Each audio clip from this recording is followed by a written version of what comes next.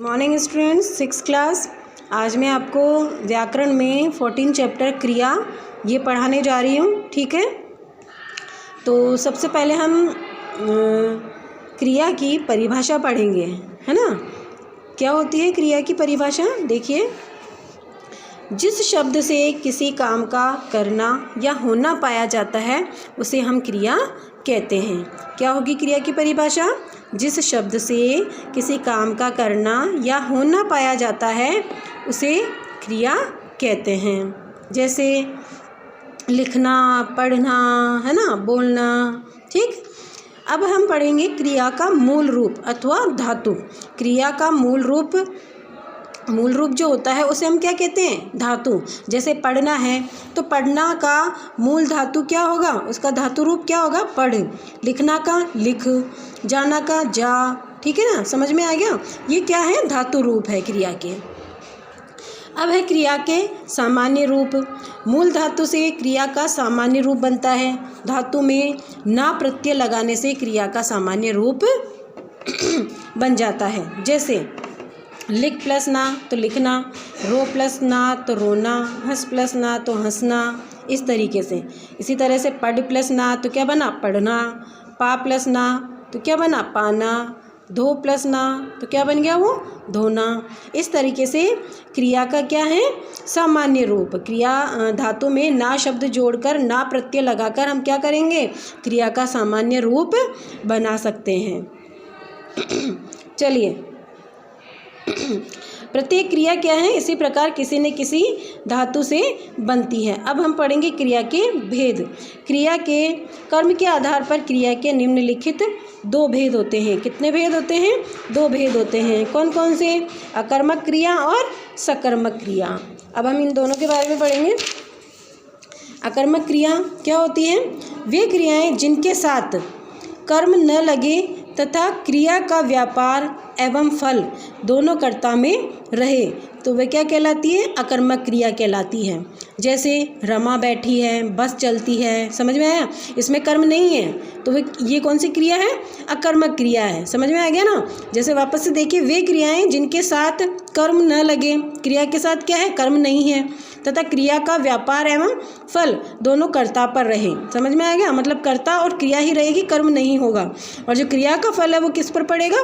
कर्ता पर पड़ेगा। समझ में आ गया? इजी लैंग्वेज में हम ऐसे याद कर सकते हैं।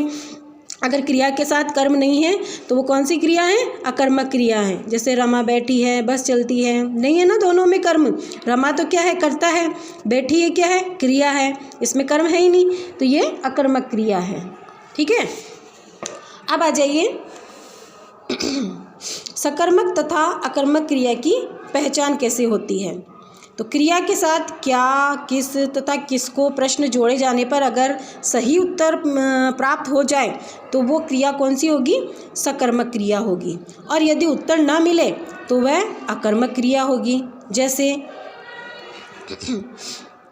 बालक रो रहा है ना। अब इसमें आप क्या, किस या किसको ये प्रश्न जोड़कर आप पूछोगे भाई रो रहा है ना, क्या रो रहा है, किस रो रहा है, किसको रो रहा है, तो किसी का उत्तर नहीं मिल रहा है ना, तो ये कौन सी क्रिया हो जाएगी? अकर्मक क्रिया है। समझ में आ गया? इसी तरह से बालक खाना खा रहा है। अब इसमें हम प्रश्न करेंगे, खा रहा है तो क्या खा रहा है? खाना खा रहा है। तो अब इसमें प्रश्न का उत्तर मिल गया हमें, तो ये कौन सी क्रिया हो गई? सकर्मक क्रिया हो गई। समझ में आ गया? अगर क्रिया में हम क्या, किस, किसको ऐसे प्रश्न जोड़कर प्रश्न बनाते हैं और उत्तर मिल जाता है तब तो सकर्मक क्रिया है, और उत्तर नहीं मिलता है तो अकर्मक क्रिया है। ठीक है, चलिए अब आ जाइए आप सकर्मक क्रिया पर। तो सकर्मक क्रिया हम किसे कहेंगे? सकर्मक क्रिया हम उसे कहेंगे जिस क्रिया में क्रिया के साथ कर्म होता है तथा क्रिया का फल कर्म पर पड़ता है तो वो क्रिया कहलाती है सकर्मक क्रिया। समझ में आ गया ना? जैसे ये देखो ऊपर लिखा हुआ है, सकर्मक क्रिया किसे कहते हैं? वे क्रियाएं जिनके साथ कर्म लगे तथा क्रिया का फल कर्म पर पड़े तो वह सकर्मक क्रिया कहलाती है। जैसे राम ने खाना खाया, नेहा सब्जी बना रही है। ठीक है ना, तो यहाँ पर खाया तो क्रिया है, अब क्या खाया? खाना खाया, कर्म आ गया ना। क्या का उत्तर मिल रहा है हमें? तो ये सकर्मक क्रिया है। समझ में आ गया? चलिए अब आ जाइए सकर्मक क्रिया के भेद। सकर्मक क्रिया के दो भेद होते हैं, कौन कौन से?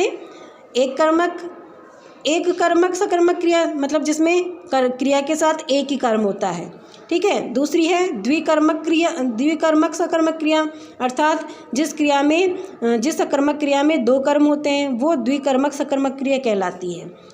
जैसे देखिएगा, एक कर्मक सकर्मक क्रिया, जिस सकर्मक क्रियाओं का एक कर्म होता है, एक कर्मक सकर्मक क्रिया कहलाती है। जैसे रूपा ने कपड़े धोए, है ना, धोए तो क्रिया है, अब इसमें कर्म क्या है? कपड़े धोए, तो एक ही कर्म निकल रहा है ना। चलिए समझ में आ गया। नमन ने खिलौना खरीदा, क्या खरीदा? खिलौना खरीदा, अब इसमें भी एक ही कर्म आ रहा है, नमन तो कर्ता हो गया, है ना। तो ये एक कर्मक सकर्मक क्रिया है। दूसरी है द्विकर्मक सकर्मक क्रिया, जिन सकर्मक क्रियाओं के दो कर्म होते हैं, मैंने बताया ना आपको पहले कि जिस सकर्मक क्रिया में दो कर्म होते हैं वो द्विकर्मक सकर्मक क्रिया कहलाती है। जैसे नमन ने रूपा को पुस्तक दी, अब इसमें क्रिया तो क्या है? दी, तो अब क्या दी? पुस्तक दी। फिर किसको दी? रूपा को दी, तो दो कर्म निकल गए ना क्रिया के साथ। देना तो क्रिया हो गया, पुस्तक दी एक कर्म है और रूपा को दी दूसरा कर्म हो गया, ठीक। तो दो कर्म आ गए इसमें, तो ये कौन सी क्रिया है? द्विकर्मक सकर्मक क्रिया है। माँ ने बेटी को साड़ी पहनाई, क्रिया, क्या पहनाई? साड़ी पहनाई, किसको पहनाई? बेटी को पहनाई, तो ये दो कर्म हो गए, ठीक है ना। तो ये द्विकर्मक सकर्मक क्रिया है। चलिए अब ये जो हमने जो सीखा है उनकी डेफिनेशन लिखी हुई है, तो वो देख लीजिए। जिन शब्दों से किसी काम का करना या होना पाया जाता है वे क्रिया कहलाते हैं, और क्रिया का मूल रूप धातु होता है। कर्म के आधार पर क्रिया के दो भेद होते हैं, कर्मक क्रिया और सकर्मक क्रिया, ठीक है। ये क्वेश्चन आंसर है, तो आपको मैं सब कुछ बता चुकी हूँ, तो इसी के आधार पर आपको इनके प्रश्न करने हैं। क्रिया की परिभाषा बता दी मैंने आपको, कर्म के आधार पर क्रिया के कितने भेद होते हैं उदाहरण सहित वो भी मैंने आपको बता दिए, है ना। और एक कर्मक और सकर्मक क्रिया तथा द्विकर्मक सकर्मक क्रिया, इनमें क्या अंतर होता है ये भी बता दिया मैंने। क्या होता है अंतर? एक कर्मक सकर्मक क्रिया और द्विकर्मक सकर्मक क्रिया में, दोनों में क्या अंतर है? एक कर्मक में तो क्या होता है, क्रिया के साथ एक ही कर्म होता है, और द्विकर्मक सकर्मक क्रिया में क्रिया के साथ दो कर्म होते हैं। ये अंतर होते हैं दोनों में, ठीक है। चलिए ये वर्ड मीनिंग भी ये जो फिल इन द ब्लैंक्स हैं ये मैं आपको कल करवा दूँगी। आज के लिए इतना ही बहुत है। Okay, bye bye.